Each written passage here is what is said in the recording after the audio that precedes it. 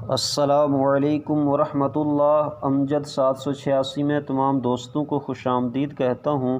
دوستو، میری آج کی ویڈیو روزے کی جزا اور اس کے احترام کا اجر اس حوالے سے ہوگی۔ تو ویڈیو کا باقاعدہ آغاز کرنے سے پہلے تمام دوستوں سے یہ گزارش ہے کہ جو دوست میرے اس چینل پر نئے ہیں وہ سبسکرائب بھی کر لیں، ساتھ گھنٹی کے نشان کو بھی دبا دیں، اور اگر آل لکھا ہوا آتا ہے تو اس کو بھی دبا دیں۔ تو اس ویڈیو کو ثواب کی نیت سے اپنے دوستوں اور رشتہ داروں سے بھی شیئر کیجیے گا تاکہ وہ بھی ان معلومات سے فائدہ حاصل کر سکیں اور آپ کو بھی اس کا برابر ثواب ملتا رہے۔ تو چلیں ویڈیو کا باقاعدہ آغاز کرتے ہیں۔ حضرت ابو ہریرہ رضی اللہ تعالی عنہ سے مروی ہے کہ حضور نبی پاک صلی اللہ تعالی علیہ وسلم نے ارشاد فرمایا، ابن آدم کی ہر نیکی کا 10 سے لے کر 700 گنا تک اجر عطا فرمایا جاتا ہے، بلکہ اس سے بھی زائد۔ لیکن روزے کے متعلق اللہ تعالیٰ فرماتا ہے کہ روزہ میرے لیے ہے اور اس کی جزا میں ہی ہوں، یا اس کی جزا میں اپنی قدرت کے ہاتھ سے عطا فرماؤں گا۔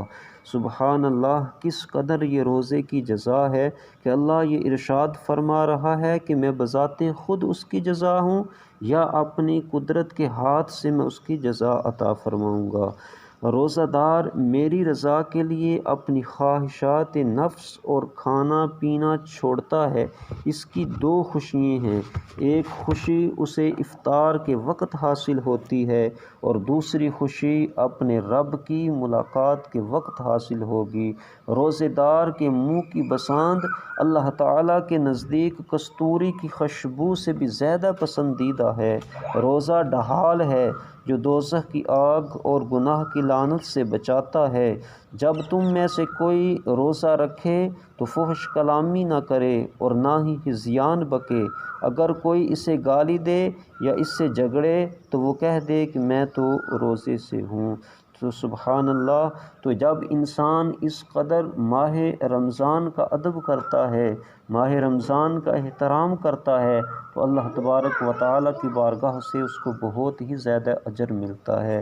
تو دعا ہے کہ اللہ تعالیٰ ہم سب کو ان باتوں پہ عمل کرنے کی توفیق عطا فرمائے۔ تو آخر میں پھر یہ گزارش ہے کہ ثواب کی نیت سے اس ویڈیو کو زیادہ سے زیادہ اپنے دوستوں، اپنے رشتہ داروں سے شیئر کریں تاکہ وہ ان معلومات سے فائدہ حاصل کر سکیں، اور جو چینل پہ دیں ہیں وہ میرے چینل کو سبسکرائب بھی کر لیں اور ساتھ ہی بیل کے نشان کو بھی دبا دیں اور آل کے نوٹیفیکیشن کو بھی پریس کر دیں۔